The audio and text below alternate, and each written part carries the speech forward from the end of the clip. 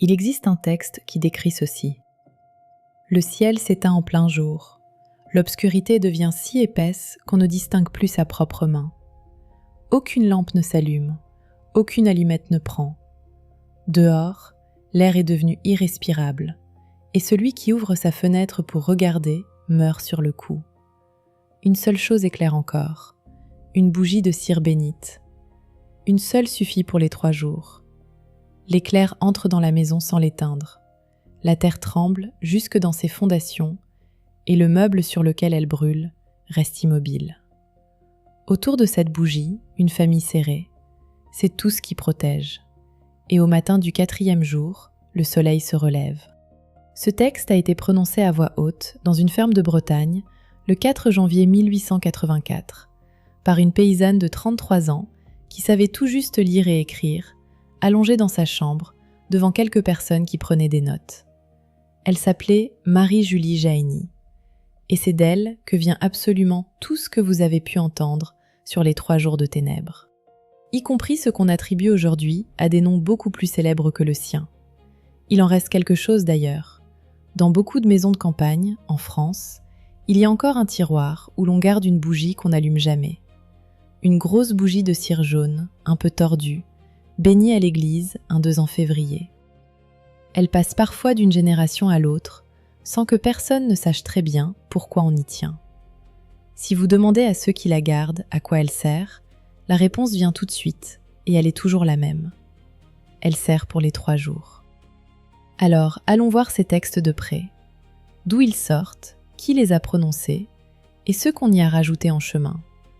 Parce qu'une partie de cette histoire est solide et datée au jour près, et qu'une autre partie est un faux, fabriqué par des gens dont on connaît les noms. Tout commence dans une ferme de Bretagne. Nous sommes dans le département de la Loire-Atlantique, à côté d'une petite ville qui s'appelle Blain, à une 40aine de kilomètres au nord de Nantes. C'est un pays de champs, de haies, de chemins creux. Un pays de terre lourde et de ciel bas. Le 12 février 1850, dans un hameau qu'on appelle le Coyot, naît une petite fille. Ses parents s'appellent Charles Jahenny et Marie Boyat. Ce sont des paysans qui travaillent dur et qui comptent chaque sou. La petite fille est l'aînée de 5 enfants. On la baptise Marie-Julie. Vous devez imaginer ce que c'était qu'une vie comme celle-là. On se lève avant le jour, on soigne les bêtes, on travaille la terre, on mange ce qu'on a produit. On va à la messe le dimanche, et le reste du temps, on travaille encore. L'école, quand il y en a, on y va peu et pas longtemps, parce qu'on a besoin des bras à la ferme. Marie-Julie apprend à lire et à écrire, mais tout juste. Elle écrira toute sa vie avec des fautes, d'une main hésitante. Rien dans ce décor ne prépare qui que ce soit à devenir célèbre. Et pourtant, dans les 50 années qui suivent, des médecins vont faire le voyage jusqu'à cette ferme. Des prêtres, des évêques, des curieux venus de toute la France et même d'ailleurs. Ils viennent tous vérifier la même chose. Ce qui s'est passé tient en peu de mots. Marie-Julie a une santé fragile. Adolescente, elle tombe malade plusieurs fois. Vers 22 ans, son état s'aggrave sérieusement. Elle est alitée, très affaiblie, et son entourage pense qu'elle ne va pas s'en relever. Le 21 mars 1873, elle a 23 ans, et il se produit quelque chose qui va décider de toute sa vie. Des marques apparaissent sur son corps, aux mains, aux pieds, aux côtés, au front. Ce qu'on appelle les stigmates. Je m'arrête une seconde là-dessus parce que le mot est connu mais mal expliqué. Les stigmates, ce sont des plaies qui reproduisent celles de la crucifixion du Christ. Les mains, les pieds, la blessure au côté et parfois la couronne d'épines autour de la tête. C'est un phénomène rare mais pas isolé dans l'histoire catholique. Le premier cas rapporté est celui de François d'Assise au XIIIe siècle. Il y en a eu d'autres depuis. Chez Marie-Julie, ces marques ne vont pas disparaître. Elles vont revenir régulièrement, presque toujours en fin de semaine, le vendredi. Et elles vont revenir pendant 68 ans. 68 ans. Prenez la mesure de ce chiffre. Ça veut dire que cette femme a porté ses marques du début de l'âge adulte jusqu'à sa mort, à 91 ans. Toute une vie. Naturellement, la nouvelle se répand. Dans une région rurale du XIXe siècle, une chose pareille ne reste pas secrète une semaine. Les gens du pays viennent voir, puis des gens de plus loin. Et c'est là que l'affaire devient intéressante, parce qu'à cette époque, on ne se contente plus de croire, on vérifie. L'évêque de Nantes s'appelle alors Monseigneur Fournier. C'est un homme prudent et il fait exactement ce qu'il doit faire. Il ordonne une enquête. Il envoie des gens sur place. Il veut des observations, pas des rumeurs. Au terme de cette enquête, sa position penche du côté favorable. Il incline à penser que le phénomène pourrait bien être d'origine surnaturelle. Mais il ajoute aussitôt une recommandation de prudence, et il a raison, parce qu'un évêque qui se trompe engage bien plus que lui-même. Et puis, il y a le médecin. Il s'appelle Antoine Humbert Gourbert. C'est un professeur de médecine à Clermont-Ferrand, et ce n'est pas n'importe qui sur cette question. C'est le spécialiste français de la stigmatisation à son époque.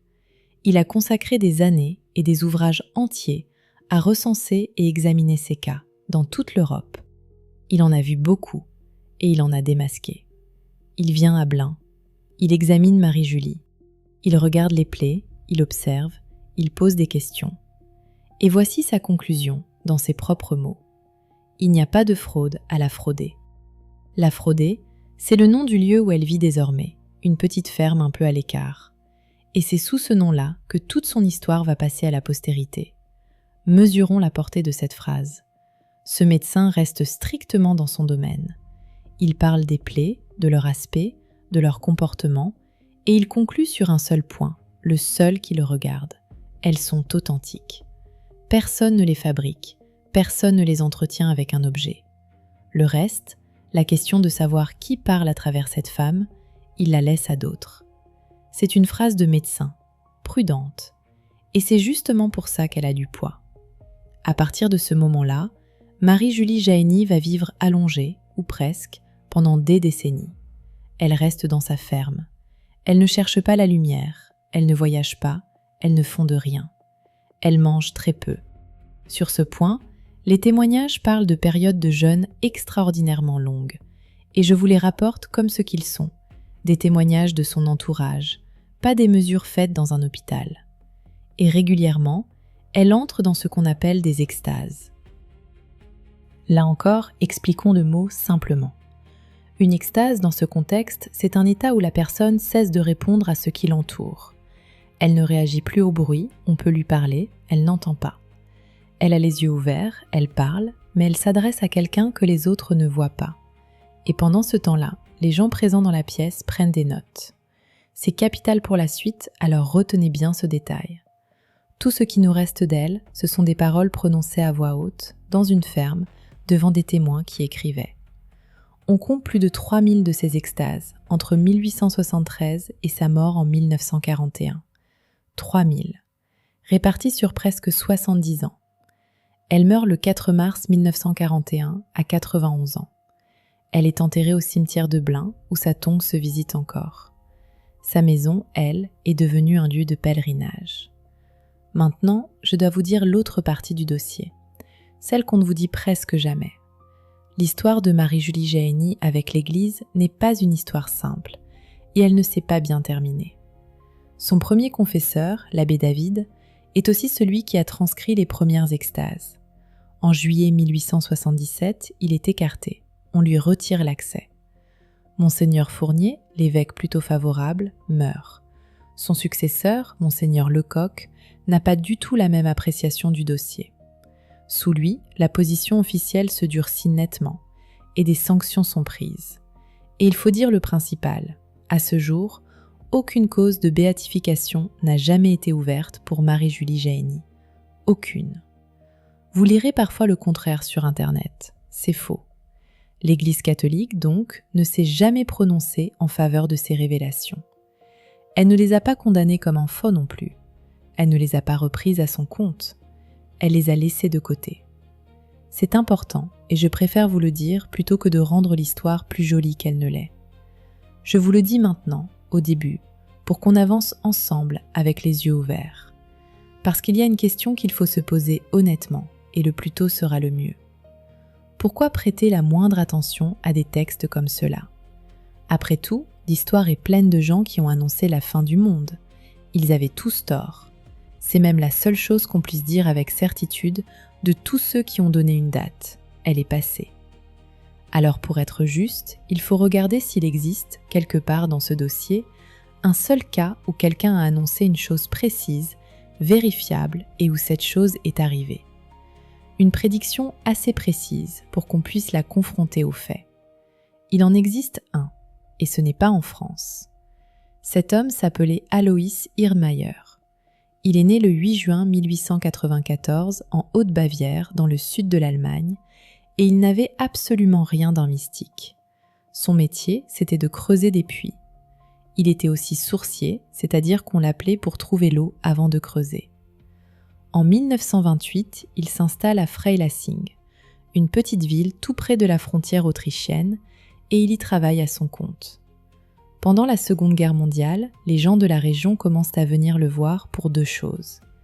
La première, c'est qu'il indiquait où les bombes allaient tomber. La deuxième, c'est qu'il retrouvait les disparus. Vous imaginez ce que ça pouvait représenter à ce moment-là, dans un pays en guerre, pour une famille sans nouvelles. Après la guerre, la file d'attente devant sa maison ne désemplit pas, et cette file finit par attirer l'attention.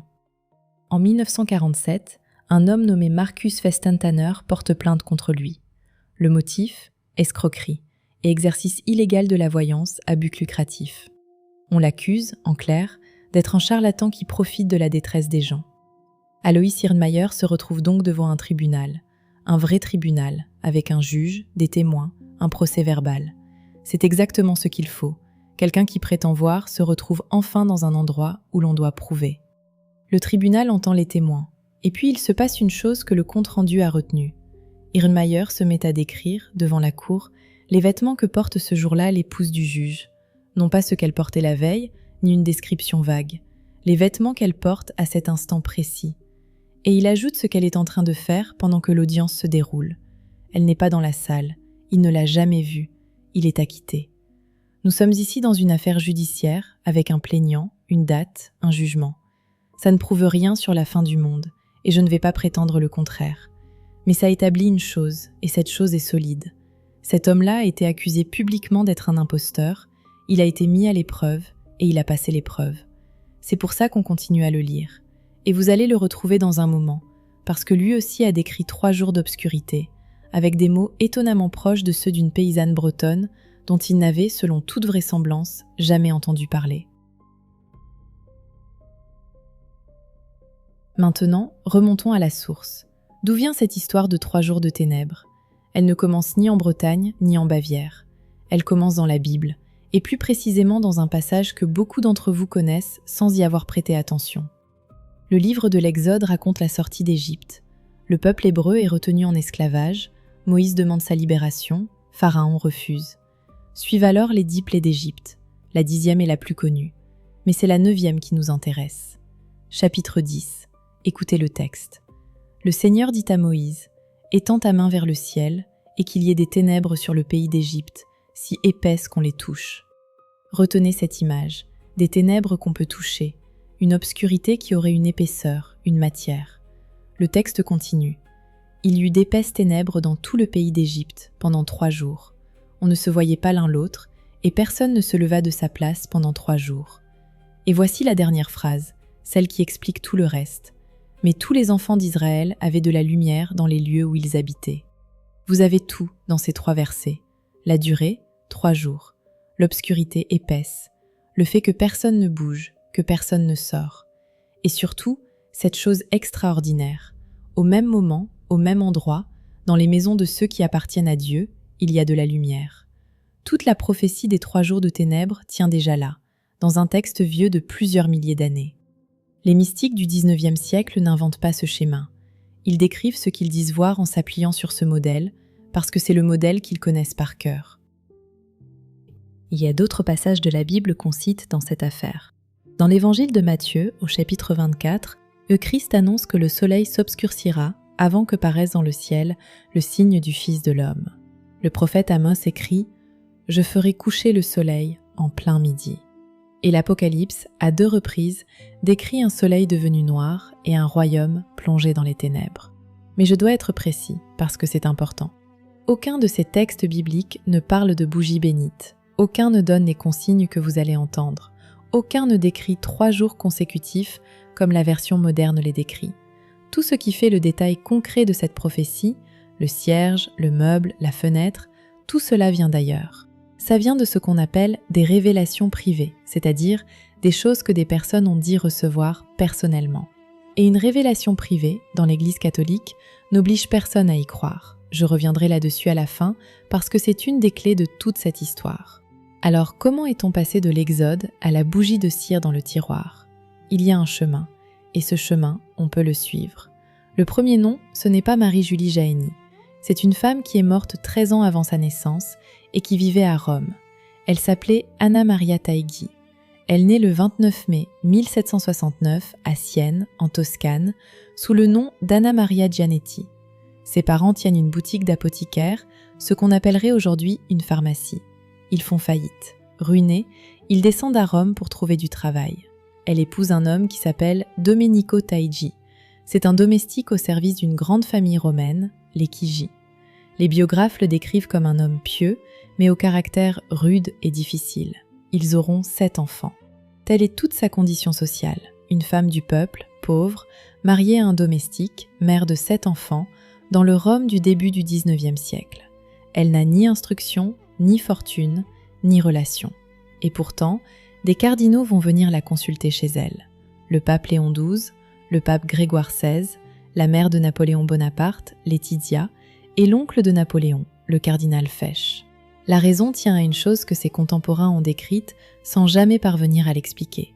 Je vous lis la description telle qu'elle figure dans un livre publié en 1873 qui reprend les documents de son procès. Pendant 47 ans, une lumière surnaturelle mystérieuse, une espèce de soleil, fut constamment devant ses yeux. Elle y pouvait lire et dire l'état des consciences, les révolutions, les guerres, les desseins des gouvernements, les buts des sociétés secrètes, les superstitions et les crimes, la récompense des saints et les châtiments préparés par Dieu. Arrêtons-nous, parce que c'est une image qu'on n'oublie pas. Cette femme disait avoir en permanence, devant elle, un globe de lumière. Les biographes le décrivent entouré d'une couronne d'épines. Il était là quand elle faisait la cuisine, quand elle s'occupait de ses enfants, quand elle dormait. Pendant 47 ans. Et dans ce globe, disait-elle, elle voyait des choses lointaines, des choses à venir, l'état intérieur des gens. Ceux qui l'ont connue ajoutent un détail qui en dit long sur elle. Elle n'a presque jamais utilisé ce don. Elle ne s'en servait, disent-ils, que lorsque la charité l'exigeait, c'est-à-dire quand quelqu'un souffrait et qu'elle pouvait aider. Anna Maria Taighi meurt à Rome le 9 juin 1837. Elle sera béatifiée par le pape Benoît XV en 1920. C'est donc une figure officiellement reconnue par l'Église, ce qui n'est pas le cas de tout le monde dans cette histoire. Et c'est à elle qu'on attribue le premier texte sur des 3 jours de ténèbres. Le voici, dans sa plus ancienne version imprimée que l'on puisse consulter aujourd'hui. Des ténèbres très épaisses envelopperont la terre pendant 3 jours. Cette obscurité effroyable sera imprégnée de vapeurs pestilentielles et remplie d'apparitions si effrayantes qu'elles causeront la mort des ennemis, cachés ou déclarés, de la Sainte Église. Et immédiatement après, les consignes. Elles tiennent en 3 choses. Se procurer des cierges bénis, qui seuls donneront de la lumière pendant les ténèbres. Rester en prière, réciter le Saint-Rosaire. Et ne pas chercher à regarder dehors par curiosité vaine et oiseuse. Voilà le noyau. Une bougie bénie, la prière, et ne pas regarder. Tout ce que vous entendrez ensuite, chez tous les autres, sera une amplification de ces 3 phrases. Mais maintenant, je dois vous montrer quelque chose que presque personne ne raconte. Et c'est peut-être la partie la plus intéressante de cette enquête. Ce texte, on peut le dater. Anna Maria Taighi n'a rien écrit de sa main sur ces sujets. Tout ce qu'on lui attribue est passé par des témoins qui l'ont entendu parler et qui l'ont rapporté ensuite. Elle meurt en 1837. 26 ans plus tard, en 1863, s'ouvre à Rome son procès en béatification sous le pape Pie IX. Un procès de béatification, c'est une enquête. On convoque les témoins, on les fait déposer sous serment, on rassemble les documents, on publie les pièces. Parmi ceux qui déposent, il y a un cardinal, le cardinal Pedicini, qu'il a connu personnellement. Et c'est à ce moment-là, en 1863-1864, que le texte des 3 jours de ténèbres apparaît pour la première fois sur du papier imprimé. 26 ans après la mort de celle à qui on attribue. Où est-il imprimé pour la première fois ?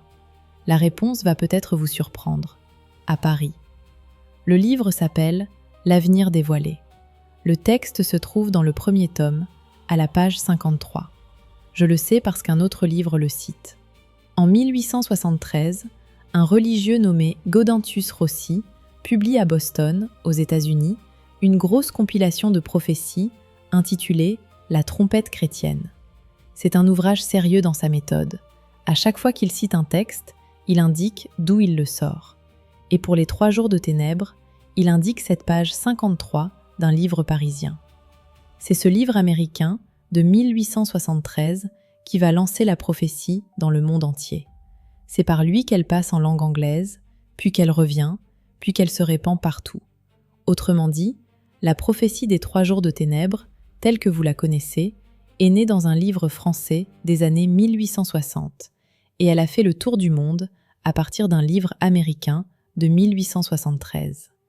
Il y a une dernière chose à dire, et elle est gênante. Le principal témoin, celui qui a transmis les paroles d'Anna Maria Teigi, s'appelait Monseigneur Raphaël et Nathalie. Il avait été son directeur spirituel pendant 25 ans, et c'est lui qui a rassemblé les documents sur sa vie. Or, dans son livre de 1873, Rossi précise que Nathalie est morte 3 ans plus tôt, c'est-à-dire vers 1870. Vous voyez le problème. Au moment où le texte commence vraiment à circuler et où l'on aurait pu demander des précisions au témoin principal, le témoin principal n'est plus là. Et le livre parisien lui-même, L'avenir dévoilé, reste aujourd'hui introuvable dans les archives numérisées. On le connaît uniquement parce que d'autres le citent. Je vous dis tout cela parce que c'est vrai, et parce que vous avez le droit de le savoir avant d'entendre la suite. Ça ne veut pas dire que ce texte est faux. Une parole rapportée par un témoin n'est pas forcément une parole inventée, mais ça veut dire qu'on ne peut pas le traiter comme une lettre signée de sa main. Voilà pour Rome. Et c'est ici que la Bretagne entre en scène. Parce que tout ce que vous connaissez comme détails concrets, tout ce qu'on répète aujourd'hui dans les vidéos et les brochures, la bougie unique, le meuble qui ne tremble pas, les fenêtres, les bêtes de l'étable, tout cela ne vient pas d'Anna Maria Teigi. Tout cela vient de Marie-Julie Jahenny. Et chez elle, contrairement à Rome, on a les dates. Il y a d'abord une chose que presque personne ne mentionne, et qui change pourtant complètement la façon de comprendre le reste. D'après les textes de la Fraudée, les 3 jours ne tombent pas sans prévenir. Il y a un avertissement avant, et cet avertissement, ce sont 2 nuits. Extase du 28 novembre 1881. Marie-Julie a 31 ans. Le soleil sera obscurci auparavant.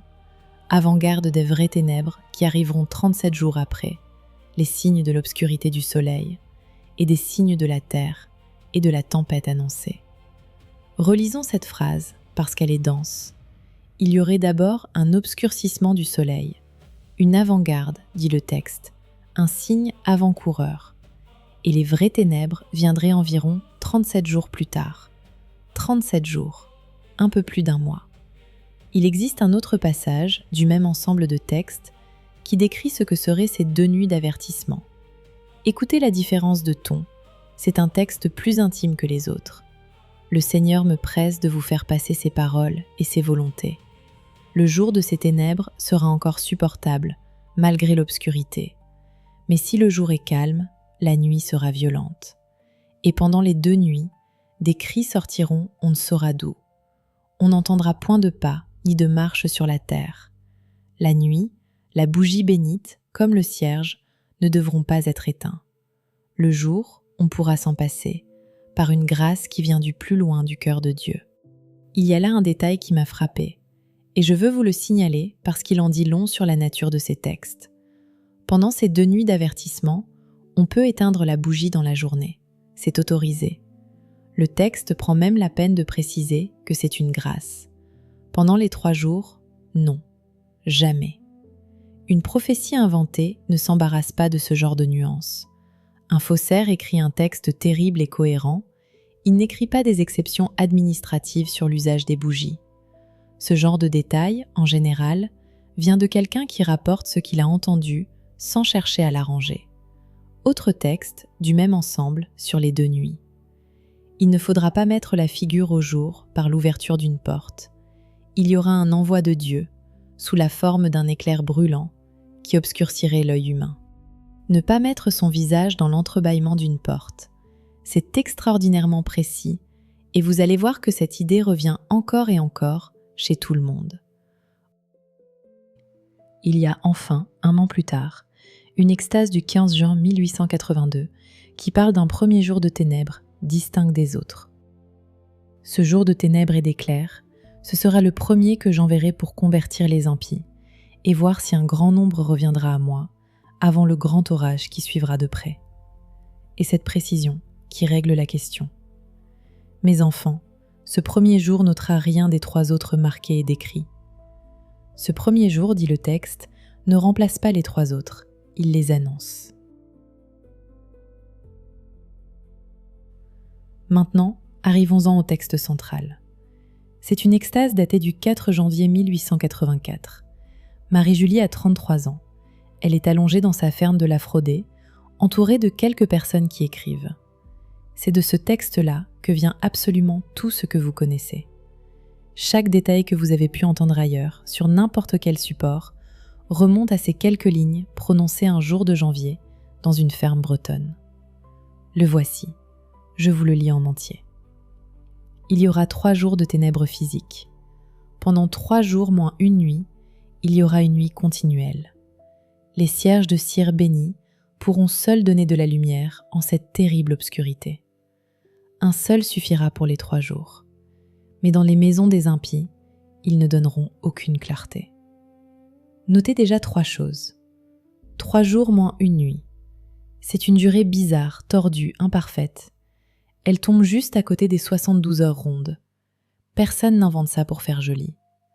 Un seul suffira pour les 3 jours. Une seule bougie, pour 3 jours et pour toute la maison. Une. Et cette phrase, qui est la plus dure du texte, dans certaines maisons, la même bougie ne donnera pas de lumière. On y reviendra parce qu'il y a beaucoup à dire là-dessus. La suite. Pendant ces 3 jours et 2 nuits, les démons apparaîtront sous les formes les plus hideuses. Vous entendrez dans les airs les blasphèmes les plus horribles. Les éclairs pénétreront dans vos demeures, mais ils n'éteindront pas les cierges. Ni le vent, ni la tempête ne pourront les éteindre. L'éclair entre dans la maison et la petite flamme reste droite. Vous voyez l'image. Elle est belle d'ailleurs, au milieu de tout ce fracas. Des nuages rouges comme le sang parcourront le ciel. Le fracas du tonnerre ébranlera la terre. Des éclairs sinistres sillonneront les nuages épais, dans une saison où il n'y en a jamais. La terre sera ébranlée jusque dans ses fondements. La mer soulèvera des vagues mugissantes qui se répandront sur le continent. Là encore, un détail à relever. Dans une saison où il n'y en a jamais. Le texte ne dit pas quelle saison. Il dit simplement « ce sera une saison où l'orage n'a pas lieu d'être ». Dans un pays comme la Bretagne, ça désigne l'hiver. Et le même jour, dans la même extase, cette description de l'après. La terre deviendra comme un vaste cimetière. Les corps des méchants et des justes couvriront le sol. La famine sera grande. Tout sera jeté dans la confusion. La crise éclatera subitement. Les châtiments se succéderont sans interruption. Les corps des méchants et des justes. Prenez cette phrase au sérieux, parce qu'elle contredit beaucoup de ce qu'on raconte. Le texte ne dit pas que les bons seront tous épargnés et les méchants tous punis. Il met les uns et les autres à terre, ensemble. C'est beaucoup plus trouble que le tri bien net qu'on lui prête d'habitude.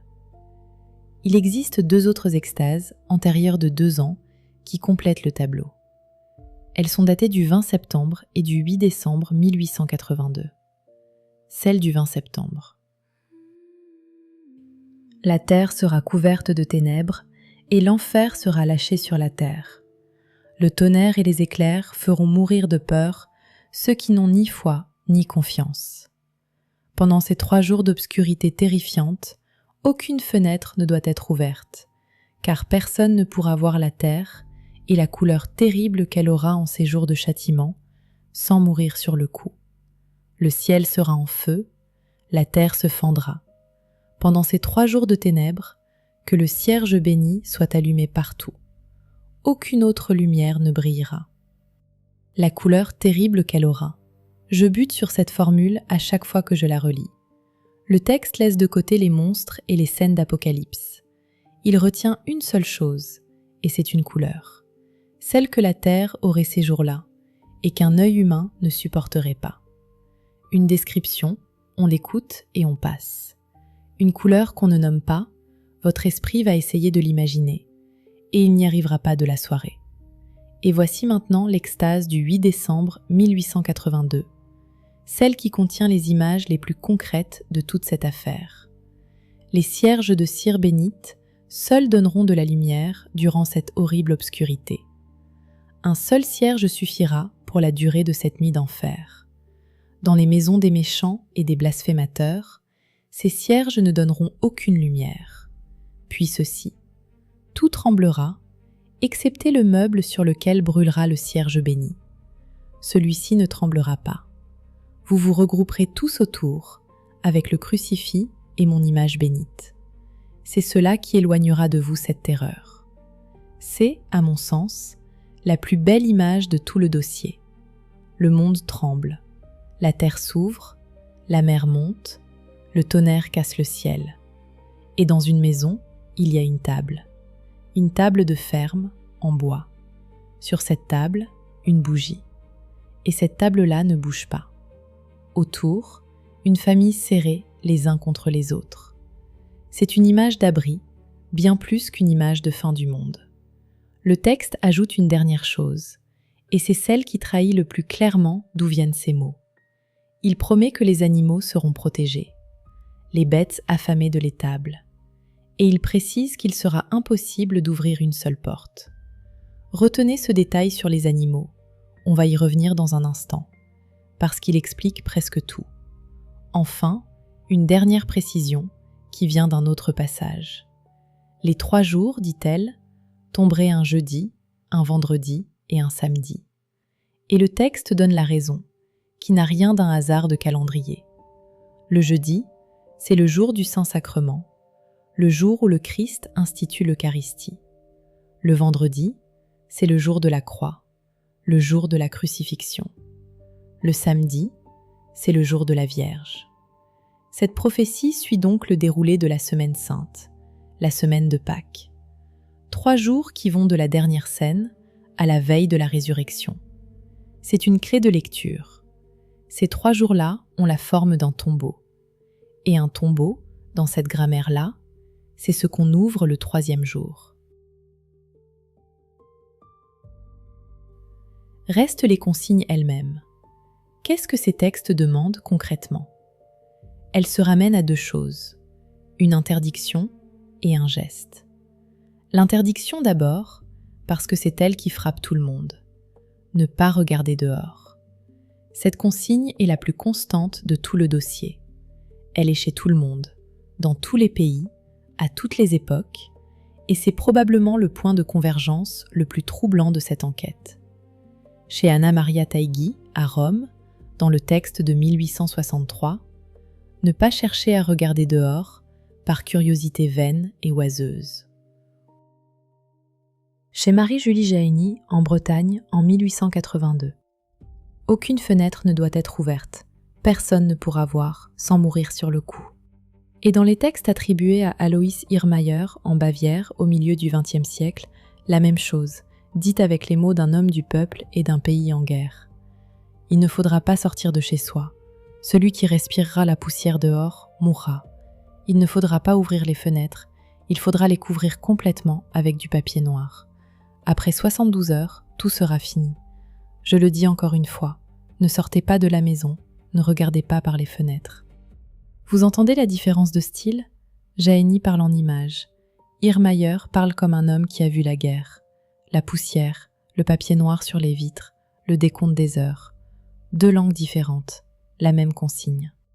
Il faut ajouter à cela une religieuse italienne, Elena Aiello, morte en 1961, qui a décrit le même événement avec une durée précise.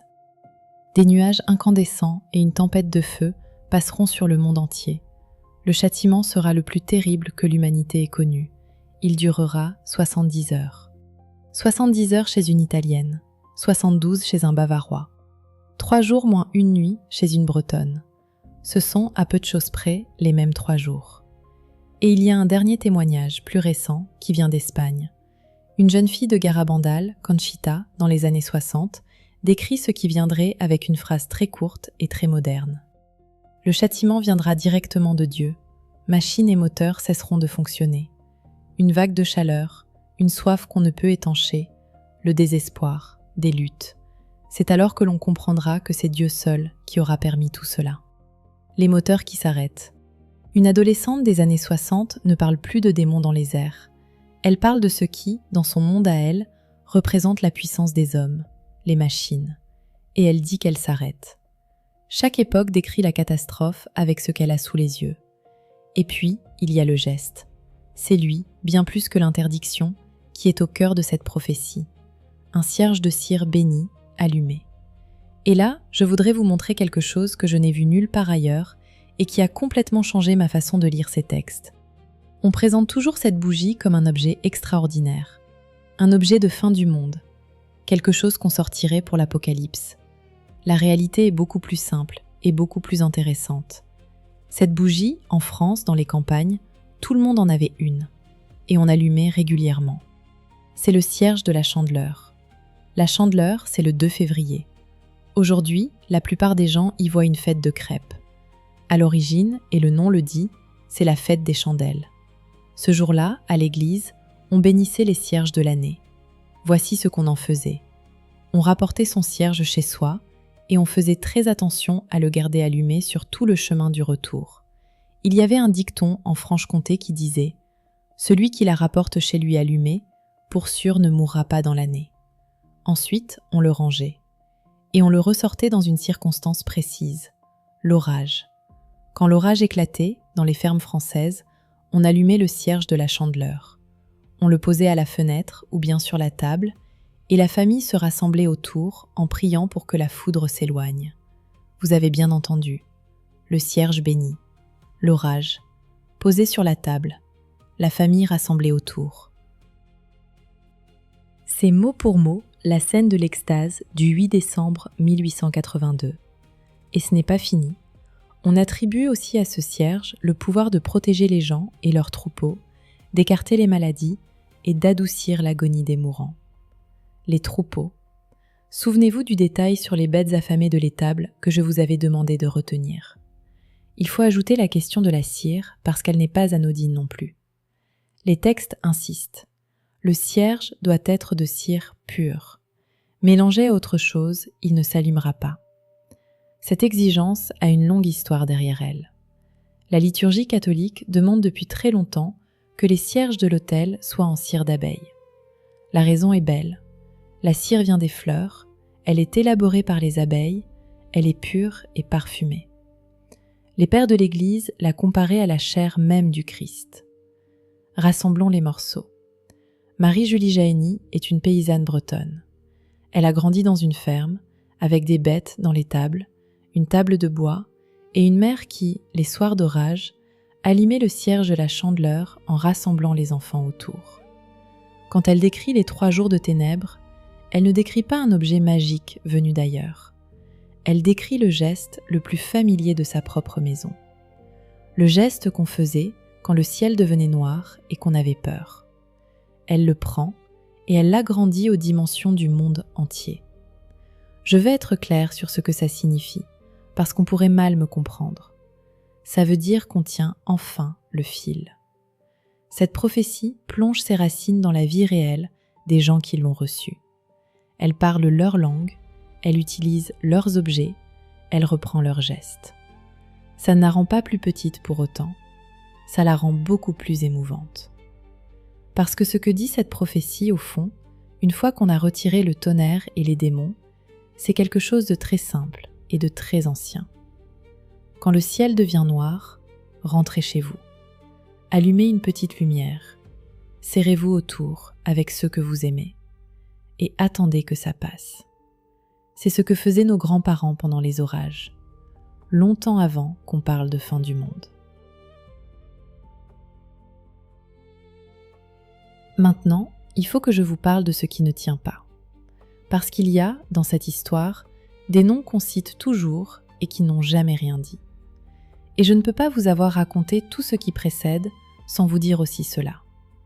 Le plus connu d'abord, Nostradamus. Vous l'avez sûrement entendu associé aux 3 jours de ténèbres. On l'a écrit dans des livres, on le répète partout. Il n'existe aucun quatrain de Nostradamus sur les 3 jours de ténèbres. Aucun. La question de l'interprétation, de la traduction difficile ou du sens caché ne se pose même pas. Le texte n'existe pas. On ne peut pas vous en donner le numéro, ni la centurie, ni le vers, parce qu'il n'y en a pas. Et c'est d'ailleurs pour ça que ceux qui citent Nostradamus sur ce sujet ne citent jamais le passage. Ils disent qu'il en a parlé et ils passent à autre chose. Le mécanisme est le même pour 3 autres grands noms. Sainte Hildegarde de Bingen, Saint Patrick, Sainte Thérèse d'Avila. On leur attribue régulièrement cette prophétie. Personne, jamais, n'a réussi à retrouver le passage dans leurs écrits. Or, ces écrits existent. Ils sont édités, traduits, étudiés depuis des siècles. Le procédé est toujours le même et il est vieux comme le monde. On prend un texte auquel on croit, mais dont l'auteur est peu connu. Et on colle dessus un nom prestigieux pour lui donner du poids. Ce qui nous amène au cas le plus important de tous, Padre Pio. Si vous avez déjà entendu parler des 3 jours de ténèbres, il y a de fortes chances que ce soit son nom qui vous soit venu à l'esprit en premier. C'est le nom qu'on met en avant, parce que c'est le plus grand. Padre Pio, c'est un saint canonisé, un capucin italien, stigmatisé lui aussi, mort en 1968, et l'une des figures les plus aimées du catholicisme du XXe siècle. Il circule une lettre, présentée comme dictée par le Christ à Padre Pio. Elle décrit les 3 jours de ténèbres avec beaucoup de force. Vous la trouverez partout. Cette lettre est un faux. Et ce qui est remarquable, c'est qu'on sait précisément qui l'a fabriquée, quand et pourquoi. Voici l'affaire. Nous sommes en Allemagne, en Bavière, à la fin des années 40. Dans un village qui s'appelle Heroldsbach, des enfants disent voir la Vierge. Cela commence en 1949. Très vite, les foules affluent et un groupe se forme autour de ces apparitions. L'archevêque de Bamberg, dont dépend le village, s'appelle Monseigneur Joseph Otto Kolb. Il fait ce que fait un évêque dans ce cas. Il nomme une commission pour enquêter. Une commission locale, nommée par lui. C'est à ce moment-là, vers janvier et février 1950, qu'apparaît la fameuse lettre. Elle est présentée comme adressée par Padre Pio à cette commission. Et le texte affirme que la commission a été nommée par le Vatican. C'est faux, et c'est la première fissure. Le Vatican n'avait nommé personne. La commission était celle de l'archevêque de Bamberg. Le document a été fabriqué par le groupe qui entourait les apparitions, ce qu'on a appelé le conseil de Heroldsbach. L'intention était probablement de donner du crédit aux apparitions en leur associant le plus célèbre mystique vivant de l'époque. Les apparitions de Heroldsbach n'ont jamais été approuvées. Le 15 mai 1951, la dévotion y est formellement interdite. Le groupe est ensuite dissous. Et depuis 1950, ce faux a été dénoncé, de façon répétée, à la fois par l'ordre des Capucins, l'ordre religieux auquel appartenait Padre Pio, et par l'archidiocèse de Bamberg. Mais il y a mieux que tout cela. Padre Pio lui-même a démenti, 2 fois devant son supérieur.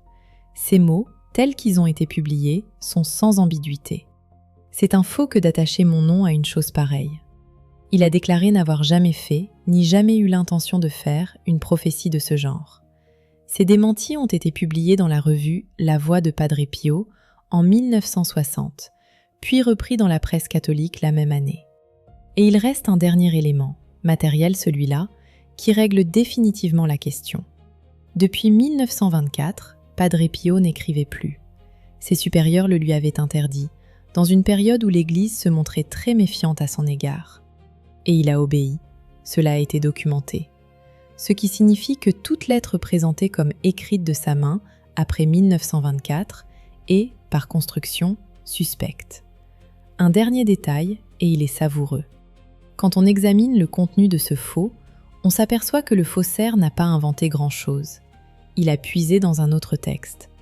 Il a repris les images, les consignes, la structure. Il a copié Marie-Julie Jahenny. Autrement dit, le nom le plus prestigieux de cette histoire, celui qu'on met en couverture, celui qui fait cliquer, est le seul dont on soit absolument certain qu'il n'a rien dit.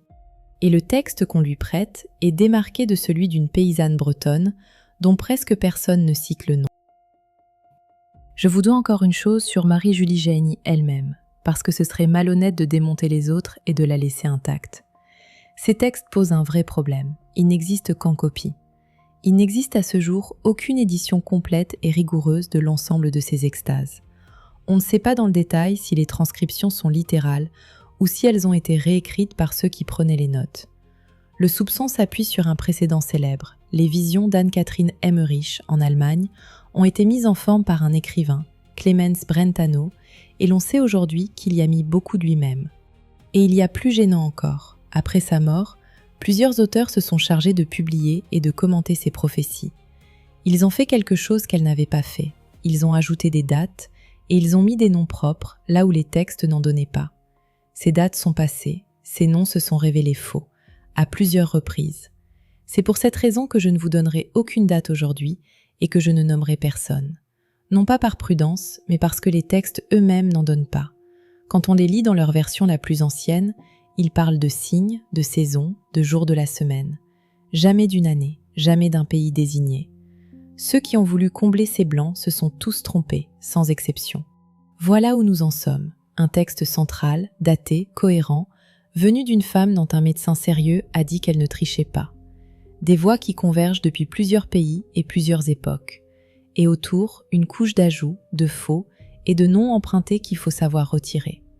Reste une question. Est-ce que ce que décrivent ces textes est seulement possible ? Et la réponse est oui, parce que c'est arrivé. Le 19 mai 1780, ce jour-là, en Nouvelle-Angleterre, dans le nord-est de ce qui allait devenir les États-Unis et sur une partie de l'est du Canada, le ciel s'assombrit anormalement au cours de la matinée. À midi, il fait nuit. Une obscurité telle qu'il faut allumer les bougies pour voir quoi que ce soit à l'intérieur des maisons. Les oiseaux se taisent et rentrent se coucher. Les animaux de ferme rentrent à l'étable, comme au soir. Les fleurs se referment. Et cette obscurité ne se dissipe pas. Elle dure tout l'après-midi, toute la soirée et une partie de la nuit suivante. Il faut essayer d'imaginer ce que vivent les gens ce jour-là. Nous sommes en 1780. Il n'y a ni radio, ni téléphone, ni explication scientifique disponible. Vous êtes dans votre maison, il est midi, et le soleil a disparu sans raison. Beaucoup ce jour-là pensent que c'est le jugement dernier. Et il se produit une scène qui est restée dans l'histoire américaine. À Hartford, dans le Connecticut, le Parlement de l'État est en session. Dans la salle, l'obscurité tombe. Les députés s'affolent. Certains veulent lever la séance immédiatement pour rentrer chez eux, persuadés que la fin est arrivée. Un homme se lève. Il s'appelle Abraham Davenport. C'est un conseiller, il vient de la ville de Stanford. Et il dit ceci: « Apportez les bougies. » Et la séance continue. J'aime beaucoup cet homme, parce que sa réponse tient debout des deux côtés. Il prend la peur au sérieux, et il reste exactement là où il est. Il dit simplement: « Si c'est vraiment le dernier jour, alors le mieux qu'on puisse faire, c'est d'être trouvé à son poste, en train de faire son devoir, avec de la lumière. » On sait aujourd'hui ce qui s'est passé ce 19 mai. Il s'agissait d'une combinaison de fumée venue d'immenses incendies de forêt, d'un brouillard épais et d'une couverture nuageuse. C'est une équipe de chercheurs qui l'a établi en 2008 en analysant les cernes des arbres au Canada qui portent la trace d'un grand incendie au printemps 1780. L'explication est naturelle, elle ne retire rien à ce que les gens ont vécu. Et le cas revient dans l'histoire. En 1783, l'éruption du volcan Laki en Islande a couvert l'Europe d'une brume sèche pendant des mois, avec un soleil rouge sombre en plein jour et des récoltes détruites. En 1815, l'éruption du Tambora a provoqué ce qu'on a appelé l'année sans été. Il a neigé en juin en Europe et il y a eu des famines. Donc oui, un ciel qui s'éteint pendant des jours, une population qui allume des bougies en plein midi et qui croit que le monde s'achève, voilà un événement documenté, arrivé plusieurs fois, dont on connaît aujourd'hui les causes. Ce qui nous amène à la fin de cette histoire. Et la fin, il faut la dire, parce que c'est celle qu'on oublie toujours. Ces textes ne s'arrêtent pas dans le noir. Aucun ne s'arrête dans le noir. Tous vont jusqu'au matin. Chez Anna Maria Taigi, juste après le passage sur les ténèbres, sans transition, vient ceci. Une apparition céleste viendra rassurer les fidèles. Saint Pierre et Saint Paul apparaîtront sur les nuées, et tous les hommes les verront, et, d'une manière surnaturelle, la foi reviendra dans leur cœur. Chez Alois Irrmayer, l'homme des puits, le Bavarois qui comptait en heures, la conclusion est encore plus nette. Les 72 heures de ténèbres précéderont la paix. Le signe de la croix apparaîtra. La guerre finira aussi vite qu'elle a commencé, et un phénomène naturel la terminera. Précéderont la paix. Tout est dans ce mot. Ces ténèbres-là sont un passage. Et chez la religieuse italienne Elena Aiello, après la description la plus dure de tout le dossier, il y a cette phrase de la Vierge sur laquelle je reviens toujours. « Je me penche sur le monde et je retiens la justice de Dieu, sans quoi ces choses seraient déjà arrivées. » Retenez bien ce qu'elle dit, cela aurait déjà dû arriver. Et cela reste suspendu parce que quelqu'un retient. C'est un sursis qu'on nous décrit là, un délai. Et cela nous conduit à la question la plus importante de toute cette vidéo, celle qu'il faut poser à la fin. Est-ce que tout cela est écrit d'avance ? Sur ce point, l'Église a répondu très clairement, et il est utile de le savoir. D'abord, une précision qui remet les choses à leur place. Les 3 jours de ténèbres ne font pas partie de l'enseignement de l'Église catholique. Aucune apparition reconnue ne les mentionne. Ni Lourdes, ni la Salette, ni Fatima. Si vous cherchez cette expression dans les documents officiels du Vatican, vous ne la trouverez pas. Le catéchisme explique pourquoi. Les révélations privées, dit-il, ne servent pas à compléter la révélation apportée par le Christ. Elles peuvent aider à la vivre plus pleinement à une époque donnée, mais aucun catholique n'est jamais tenu d'y croire. C'est écrit noir sur blanc, et en juin 2000, il s'est passé quelque chose d'important. Le cardinal Joseph Ratzinger, qui deviendrait le pape Benoît XVI, a publié un commentaire théologique sur le 3e secret de Fatima, à la demande de Jean-Paul II. Dans ce texte, il écarte explicitement toute lecture fataliste de ce genre de prophétie.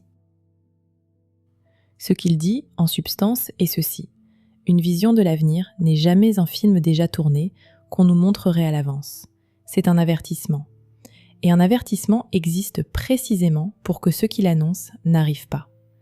Il insiste sur la liberté des hommes, qui peut, dit-il, influencer le cours de l'histoire. En clair, la plus haute autorité doctrinale de l'Église catholique a écrit en toutes lettres que rien de tout cela n'est fatal.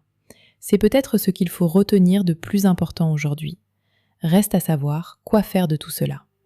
Marie-Julie Jahenny a laissé une réponse. Elle est très courte et elle date du 21 avril 1921. Elle avait alors 71 ans, elle était allongée depuis un demi-siècle. Âme bien-aimée, il y a 3 abris. 3 abris. Vous vous attendez peut-être à une liste de lieux, un village, une montagne, une région à rejoindre. La réponse va ailleurs. Mon divin cœur, ma divine croix, ma bien-aimée mère immaculée. Les 3 abris sont 3 façons de tenir, et c'est très cohérent avec tout ce qu'on a vu aujourd'hui, parce qu'au fond, cette prophétie ne vous demande jamais de partir. Elle ne vous dit jamais de fuir, de vous cacher quelque part, de trouver un lieu sûr.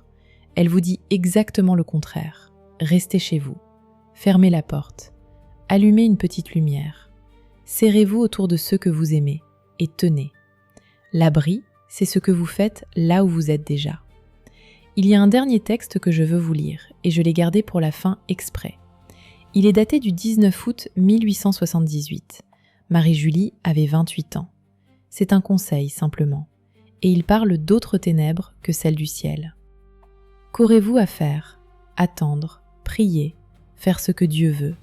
Servons Dieu à travers toutes les obscurités qui se trouvent en nous. Servons-le malgré les ténèbres dans lesquelles il nous laisse marcher. Quand même la lumière de vos âmes serait complètement éteinte, servons-le quand même. Ne perdez pas courage. Traversez tous les périls, affrontez les dangers. Quand même la lumière de vos âmes serait complètement éteinte. Vous voyez le déplacement ? Toute cette histoire parlait d'un ciel qui s'éteint. Et là, brusquement, on comprend de quoi il était question depuis le début. Il y a des ténèbres qui ne viennent pas du ciel. Il y en a qui viennent de l'intérieur. Et si vous m'écoutez aujourd'hui, il y a une chance pour que vous en traversiez une. Un deuil qui ne passe pas, une maladie, un enfant qu'on ne voit plus, une solitude qui s'est installée sans qu'on l'ait vu venir, un âge où l'on se demande à quoi on sert encore. C'est ça, une nuit qui n'en finit pas. Et ce que dit cette femme, depuis le fond de son lit, après 50 ans allongée dans une ferme de Bretagne, c'est la seule chose qui vaille vraiment d'être retenue de toute cette histoire. Vous n'avez pas besoin d'y voir clair pour continuer à avancer. La consigne n'a jamais été de comprendre. Elle n'a jamais été de savoir quand, ni comment, ni pourquoi. La consigne, c'est de ne pas éteindre la petite lumière et de rester ensemble jusqu'au matin. Parce qu'il y a un matin. Tous ces textes le disent, même les plus durs. 3 jours et le soleil se relève. Et si vous regardez bien, ces 3 jours-là, ce sont les 3 jours de Pâques. Le jeudi, le vendredi, le samedi. La scène, la croix et le tombeau. Le tombeau, dans cette histoire-là, c'est l'avant-dernier chapitre. Si cette histoire vous a intéressé, prenez un instant pour la partager avec quelqu'un qui aurait besoin d'un peu de lumière en ce moment. Vous en connaissez sûrement. Et si vous voulez qu'on continue, ensemble, à regarder ces textes de près, avec le sérieux qu'ils méritent et sans raconter n'importe quoi, alors restez avec moi. Il en reste beaucoup et plusieurs réservent des surprises. Prenez soin de vous et gardez confiance, parce que même dans la nuit la plus noire, il suffit d'une seule petite flamme pour que la pièce entière cesse d'être obscure.